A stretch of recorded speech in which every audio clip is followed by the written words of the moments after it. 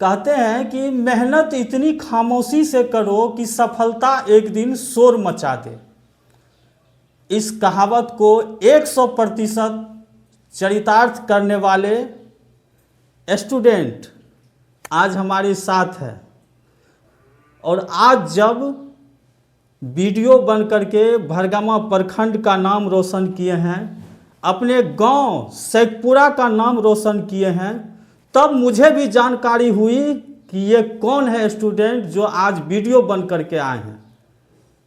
तो क्या दर्शक इस कहावत को चरितार्थ 100% करती है या नहीं करती है, आप कमेंट बॉक्स में बताइए।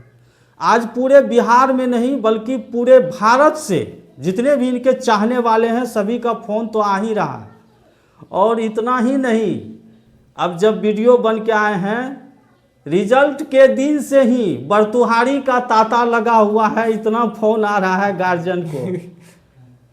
आप समझ सकते हैं, इसीलिए कहा गया है कि मेहनत इतनी खामोशी से करो कि सफलता एक दिन शोर मचा दे। और आज वही शोर मचा रहे हैं शेखपुरा के लाल विकास बिहारी जी।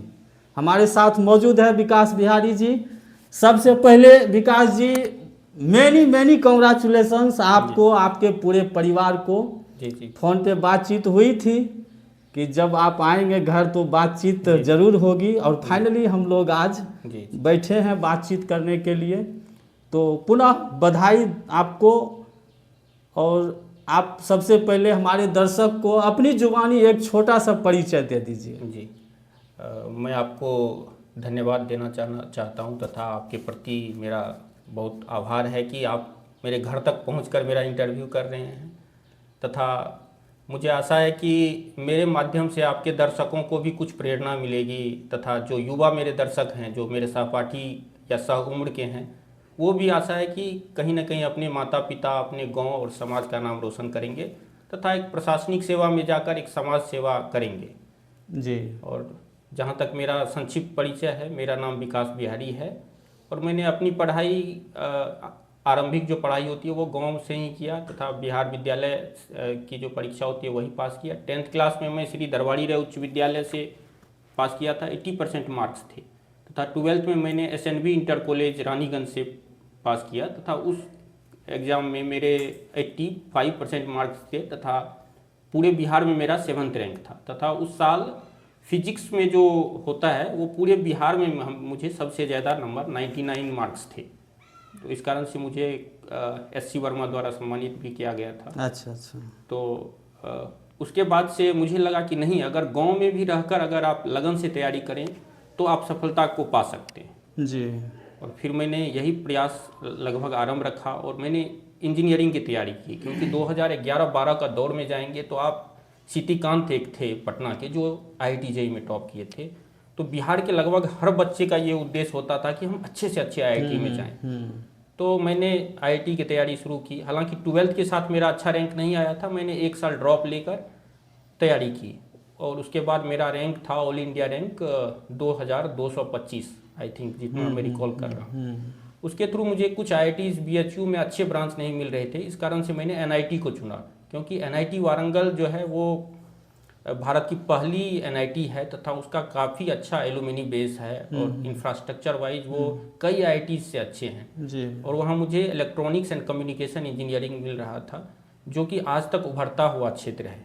तो मेरे कई सीनियर्स और कई मेंटर्स ने बताया कि इलेक्ट्रॉनिक्स आगे जो दशक होने वाला है जी वो इलेक्ट्रॉनिक्स एंड सेमीकंडक्टर का है। इस उद्देश्य को देखते हुए मैंने इलेक्ट्रॉनिक्स एंड कम्युनिकेशन इंजीनियरिंग लिया और मैंने 2013 से 17 तक वहाँ पढ़ाई की। 2017 में वहीं उसी जगह से मेरा प्लेसमेंट हो गया था बेल कम्युनिकेशन। आप लोग जानते होंगे AT&T एंड बेल एक कंपनी है जो USA और कनाडा की सबसे बड़ी कंपनी है कम्युनिकेशन की। उसमें मैंने 3 साल तक कार्य किया। उसके बाद मैंने कंपनी चेंज किया तथा उसके बाद से इन्फोसिस में अभी तक मैं as a senior software engineer कार्यरत। जी। तो ये तो आपका एजुकेशन का जो सफ़र था वो सफ़र हो गया। जी बहुत सारे स्टूडेंट और जैसा कि आप बताएं कि आप भी किन्हीं न किन्हीं से प्रभावित होकर के ही जो है आप NIT लिए वहाँ गए। जी फाइनली देखा जा रहा है कि काफ़ी स्टूडेंट अच्छे अच्छे पद पे हैं प्राइवेट सेक्टर में, जी चाहे वो सॉफ्टवेयर इंजीनियर हो या फिर सिविल इंजीनियर हो। जी डॉक्टर भी बहुत सारे ऐसे हैं जो कि रहते हुए पद पे और इधर सिविल सर्विसेज के लिए चले आते हैं, करने लगते हैं, जबकि अच्छा पैकेज उनको वहाँ मिलता है फिर भी। जी तो क्या यहाँ पर पद को लेकर के लोगों की लालच है या पैसे को लेकर लालच है? नहीं सर, जहाँ तक मेरा मानना है, अगर पैसे की लालच होती या सिर्फ पैसा कमाना होता तो प्राइवेट सेक्टर में अच्छे पैसे हैं। क्योंकि मैं उस सेक्टर में कार्य कर चुका हूँ और मैं देखता हूँ वहाँ की लाइफ स्टाइल अच्छी है, सब कुछ अच्छा है। परंतु कहीं ना कहीं लोगों के दिमाग में रहता है कि मैं जो ऐप बना रहा हूँ, मैं जो सॉफ्टवेयर बना रहा हूँ, उससे आम लोगों के जीवन को क्या प्रभाव होगा, उस पर क्या सकारात्मक प्रभाव हो रहा होगा। जैसे कि महात्मा गांधी ने अपने जंतर में बताया था कि आप जो भी कार्य कर रहे हैं उससे समाज के जो सबसे नीचे के बंदे हैं उसको क्या प्रभाव पड़ रहा है, क्या उसके जीवन में कुछ सुधार हो रहा है, तभी आपके कार्य को सार्थक माना जाएगा। अभी यहाँ